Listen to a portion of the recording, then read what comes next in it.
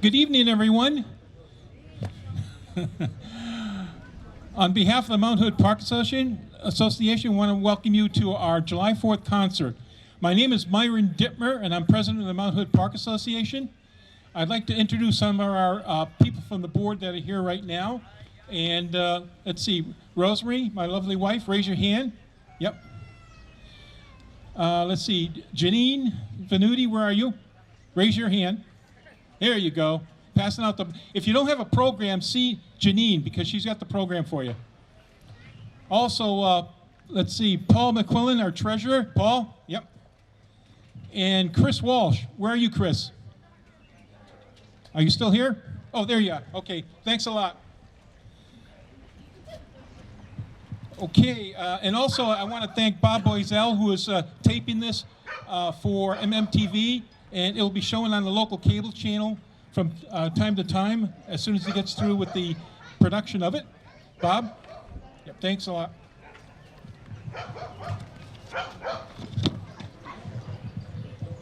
Okay, where you been for the last 2 years?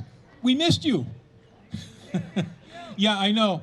We didn't have this concert the last 2 years, 2020 or 2021, because of COVID, obviously. But now we see an improvement, and everybody's getting back to normality as much as we can, and therefore we decided to have this concert today. So welcome, everyone. Yay! Also, this project is supported in part by a grant from the Melrose Arts Council, and that's a local agency supported by the Massachusetts Cultural Council. I also want to thank the Melrose Park Commission, the Melrose Park Department, the Melrose Recreational Department, and also Golf Management LLC. They run the golf course and park here. In fact, what they've done is they made available popcorn and lemonade free of charge for the kids that are located right over there to my left. So feel free to have the kids go up and have lemonade and popcorn.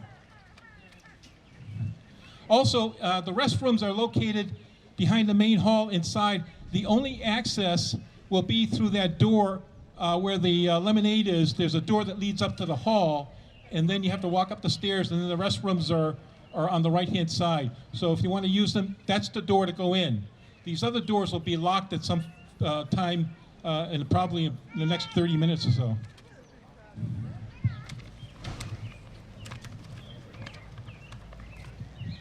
Okay, I just want to let you know, too, that this organization, the Mount Hood Park Association, is it's an organization that was formed about 51 years ago.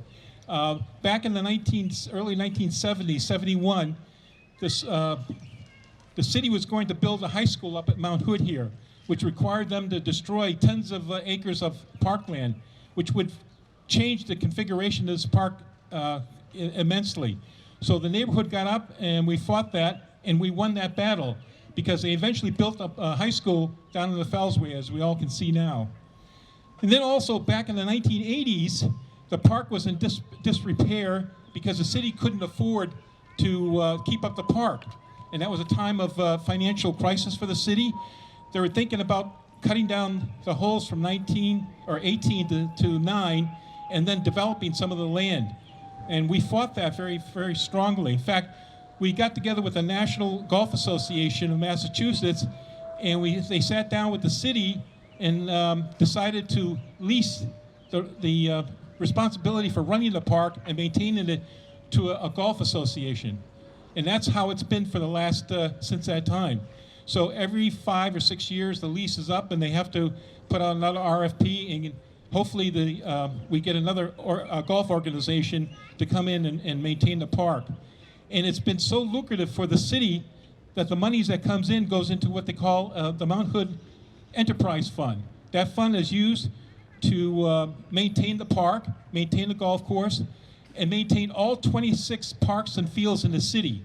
So a lot of revenue comes in through the golf revenues here, and that is used to maintain all the parks in the city, and that's a positive thing.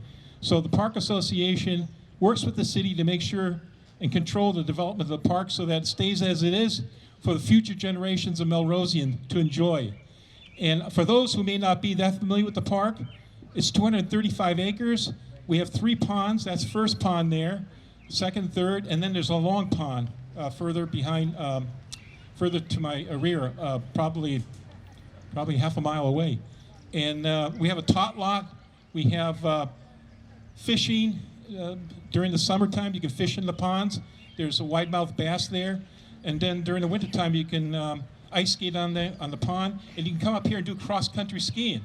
It's a beautiful area if you like to do cross-country skiing because of the greens. It makes it so enjoyable, and it's so pretty up here, too, in the winter.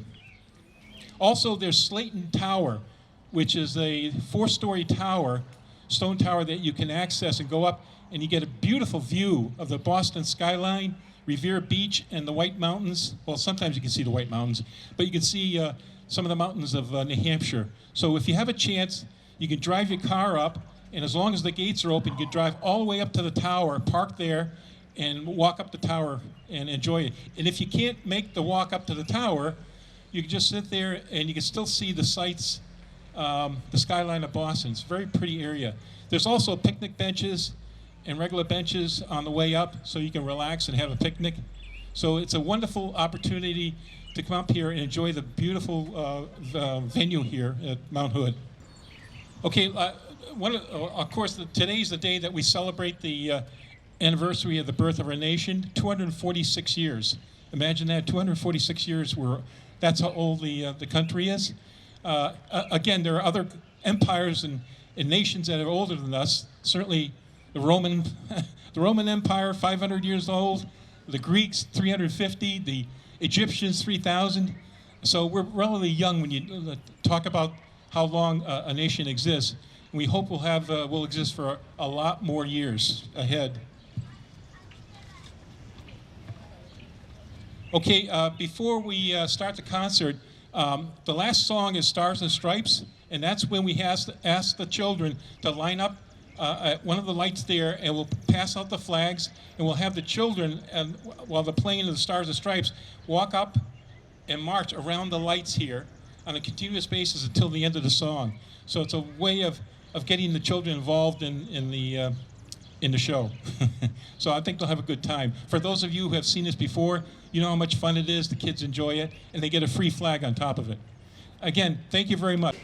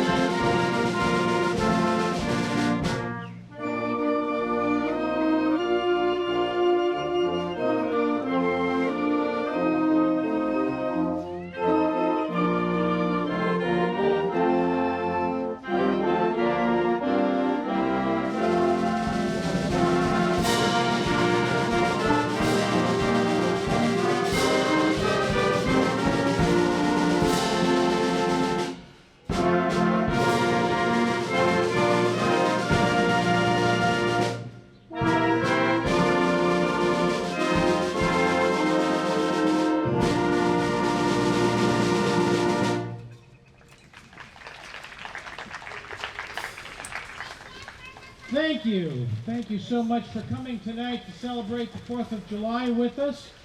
Before we get further along in this program, we want to honor all of those of you who have served in the armed forces.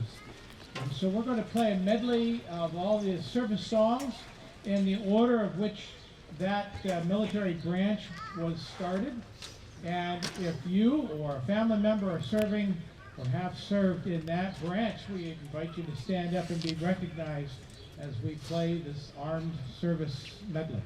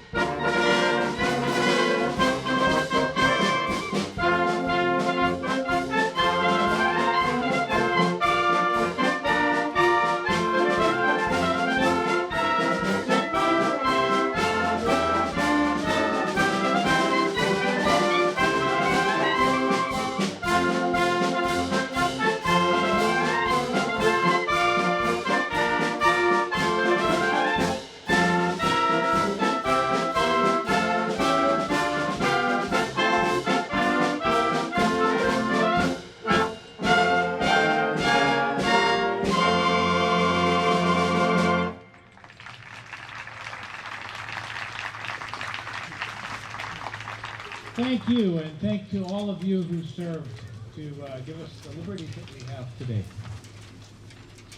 The first piece that we'd like to officially do after our ceremonial aspects, beginning is a piece called Strike Up the Band, originally written for a movie, Strike Up the Band. Really, it's about a jazz band, high school kids that formed a jazz band and wanted to go to a competition and ended up using the money instead of forming their band to help a friend. So, and then I think they eventually went and won. I haven't seen the movie, but that's the synopsis that I know of. But I do know Strike Up the Band. You'll be familiar with this tune. So here is Strike Up the Band.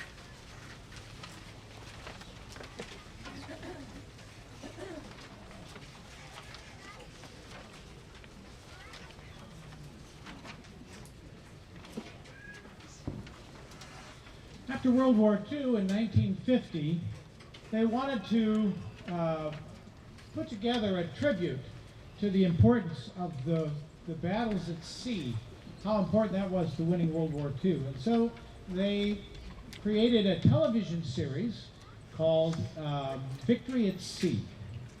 And through about 26 episodes, they talked about all of the battles and the importance of those military battles during World War II. And it's a very interesting series. You can go on YouTube and watch it yet today. But they hired Russell Robert Bennett to write the music for Victory at Sea. And he is a well-known composer for television, movies, and he's done not only orchestra, but things for wind bands as well. And he's taken this excerpts from Victory at Sea and has put together this overture, if you will, or medley of those excerpts for the wind band. What's fun about this is you're going to hear certainly the battle, sea battles. You're going to hear that in the music. You're going to hear the flowing South Seas. Guadalcanal, you'll get a march from that. You're going to hear even one spot in the beginning where you hear the submarine sonar, in a sense. And there's, of course, a moment where there's the doom and the taps, if you will, the memorial of some of those battles. And then there's the victory hymn after that, and then it comes back to the original theme. So here's Robert Russell Bennett's Victory at Sea.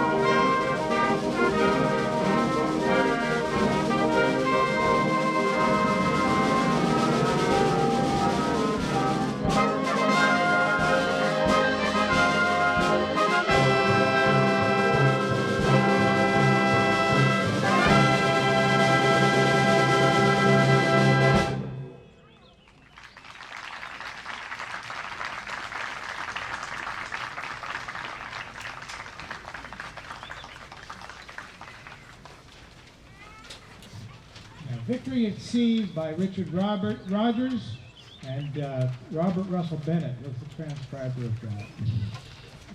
How many of you have heard of Anzac Day? A couple of you? It's an Australian holiday similar to our Memorial Day, in a sense. A number of years ago, I was asked to play taps for a ceremony. Not in Australia, but for some Australians that wanted to celebrate one morning. And I asked, well, what do you mean for taps? What do you use? And you know, we're used to bum ba dum bum ba dum. Their taps is very different.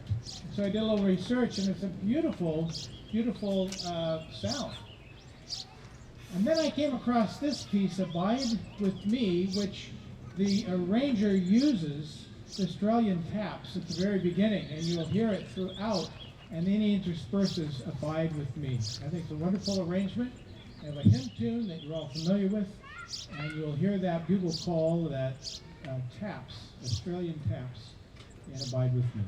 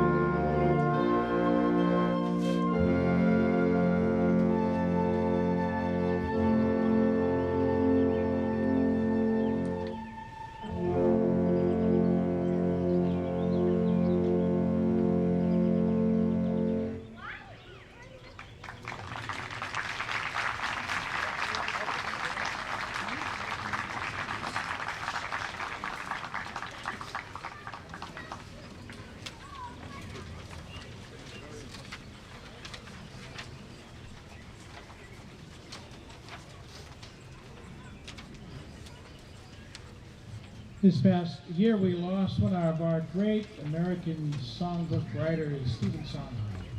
So we thought we'd like to honor him by playing at least a medley from one of his musicals, Into the Woods.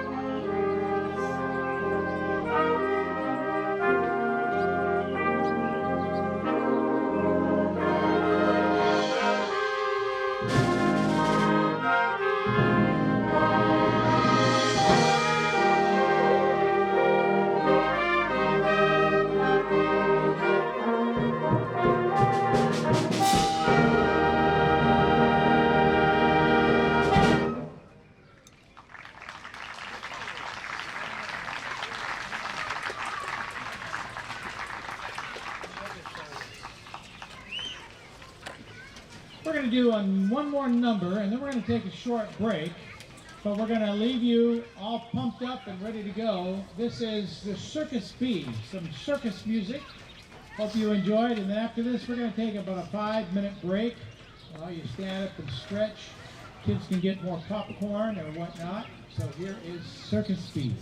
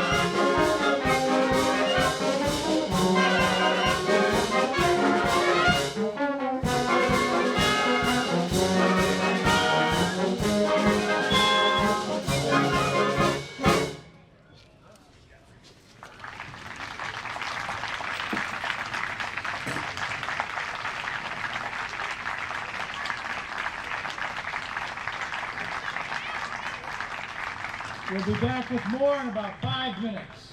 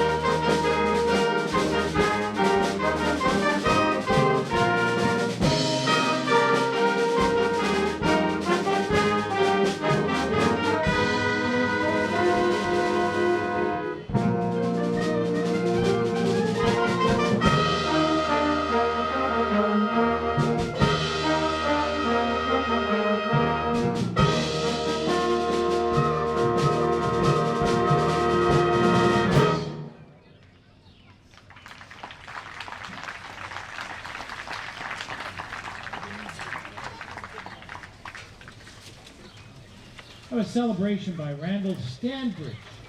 A nice celebratory tune that we opened up our March concert this year. After the pandemic, we decided let's do a concert of celebration, and that opened the concert. So we thought we'd share that with you today. Cajun Folk Songs by Frank Kelly is the second of a series of pieces that he composed. He wrote Cajun Folk Songs 1. It became very, very popular. And he decided to write another tune, and he wanted to call it another name, but the publisher said, oh no, Cajun Folk Song 1 was so popular, let's call Cajun Folk Songs 2, and a lot of people will buy it. Well, didn't need a name change to make people want to buy it. It's a fabulous piece, and it goes along a line of Cajun folklore. And this is in two movements. The first movement is a ballad, and the second is much more up-tempo, and it is called Country Dance. Here's Cajun Folk Song 2 by Frank Kelly.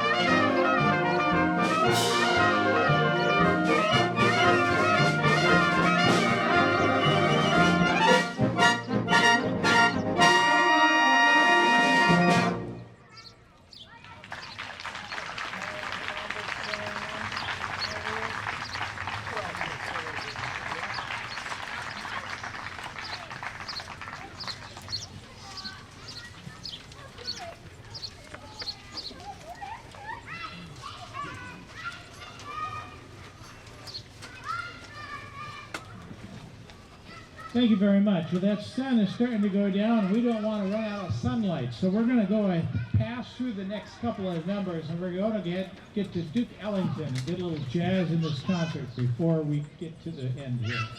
Here's a medley of Duke Ellington tunes that you're probably familiar with all of them. If you're a big band person, you'll no doubtedly know them. Here's Duke Ellington.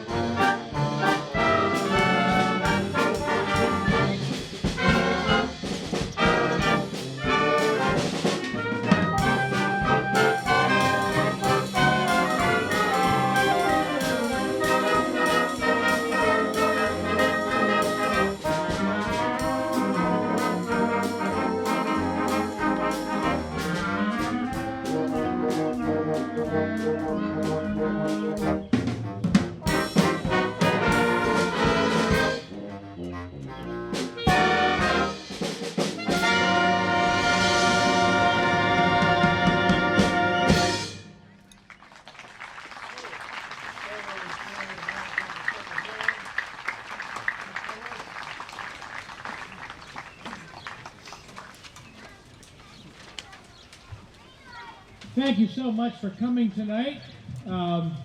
We want to thank Myron and the Mount Hood Park Association for having us come back. I want to thank you for coming tonight and celebrating the 4th of July for us. This has become such a tradition, we can't imagine not doing it. So it was tough with the pandemic, but glad we're back into it. We're going to do America the Beautiful, and then all of the kids can come over this way and get ready for Stars and Stripes Forever. Thank you so much for coming. Hope you have a wonderful rest of the 4th of July.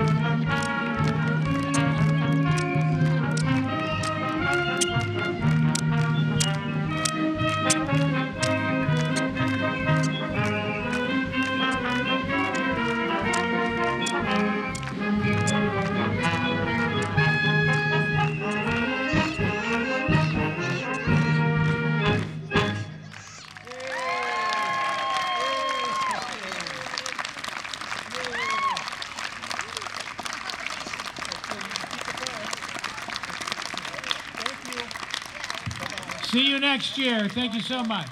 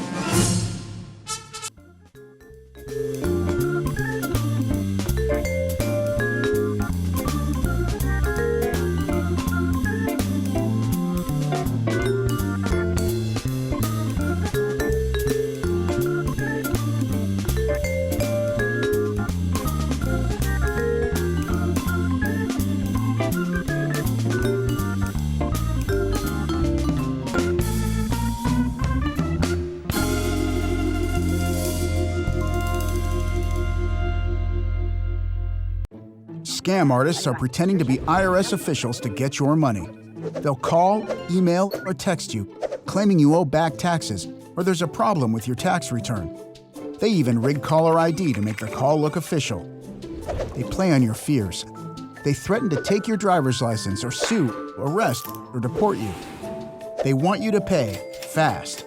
What's the truth? The truth is the IRS's first contact with you will always be a letter in the mail.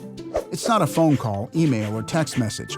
They won't insist that you pay with a prepaid debit card, a wire transfer, or cashier's check. Now you know. Has an IRS imposter contacted you?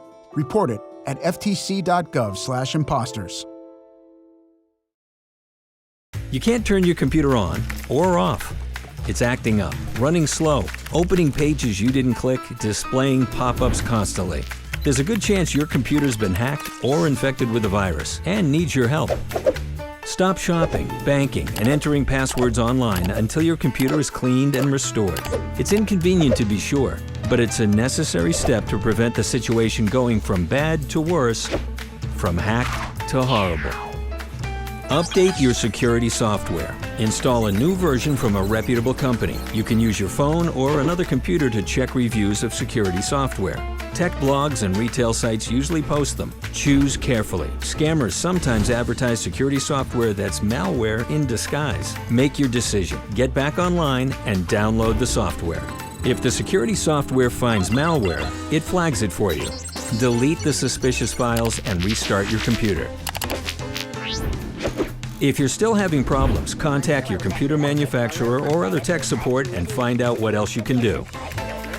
Once your computer is back to normal, change the passwords you've been using for your bank accounts, your email accounts, and all your other important accounts. The safest route is to choose and use passwords that have upper and lowercase letters, as well as numbers and symbols. And finally, make sure your operating system and internet browser are set to update automatically. You want to keep your computer operating at peak performance. Visit onguardonline.gov to learn more.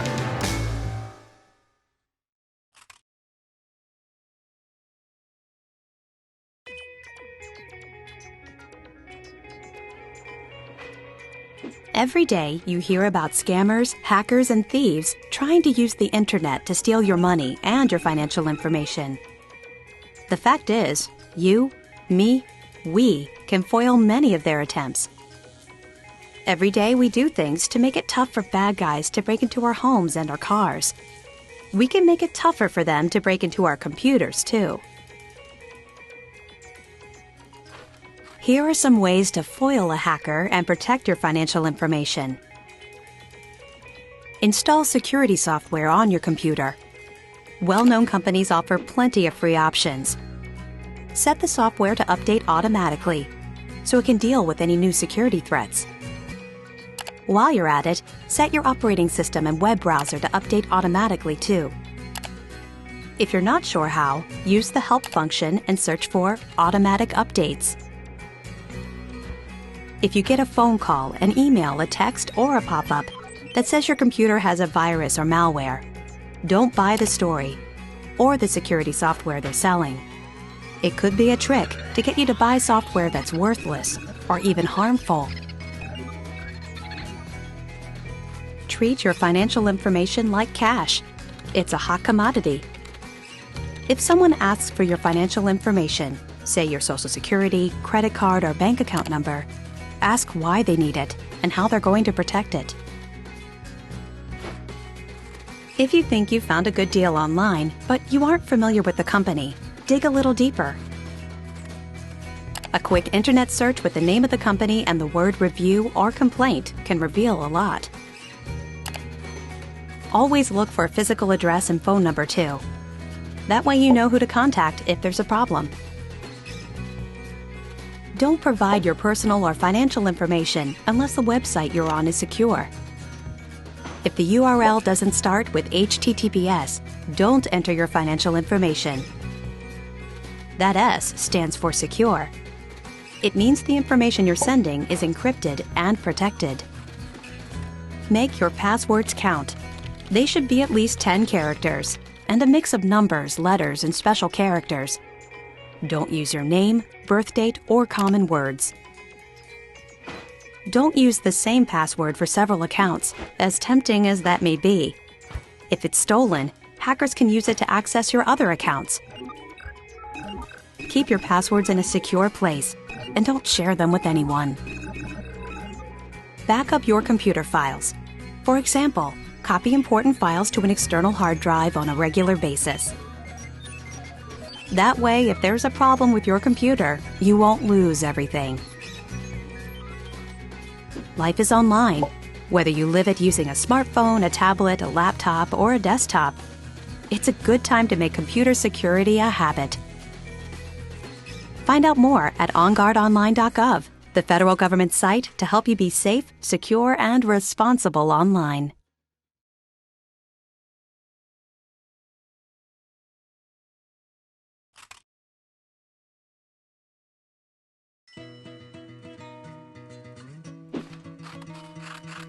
Many hotels, coffee shops, airports, and other places offer free Wi-Fi hotspots. They're convenient. Unfortunately, they often aren't secure. That could make it easy for someone else to access your online accounts or steal your personal information. So, what can you do to reduce your risk? Encryption is the key to keeping your information secure online. When information is encrypted, It's scrambled into a code so others can't get it. How can you be sure your information is encrypted? 2 ways. 1. Use a secure network to access the internet. Don't assume that a public Wi-Fi network uses encryption. In fact, most don't. You can only be sure that a network uses effective encryption if it asks you to provide a WPA or WPA2 password. If you aren't sure, it's best to assume the network is not secure. The second way to protect your information is to send it through a secure website. A secure site will encrypt your information, even if the network doesn't. If the web address starts with HTTPS, then your information is encrypted before it's sent. The S stands for secure. Look for HTTPS on every page you visit, not just when you log in. If you use an unsecured Wi-Fi network to log into an unencrypted website, strangers using that network can hijack your account and steal your private documents, contacts, family photos, even your username and password. If that happens, an imposter could use your email or social networking account to pretend to be you and scam people you care about. Or a hacker could use your password from one website to try to log into a different account and access your personal or financial information. Here are some steps you can take to protect yourself when you use a public Wi-Fi hotspot. Only log in or enter personal information on secure sites that use encryption. Again, look for a web address that begins with HTTPS.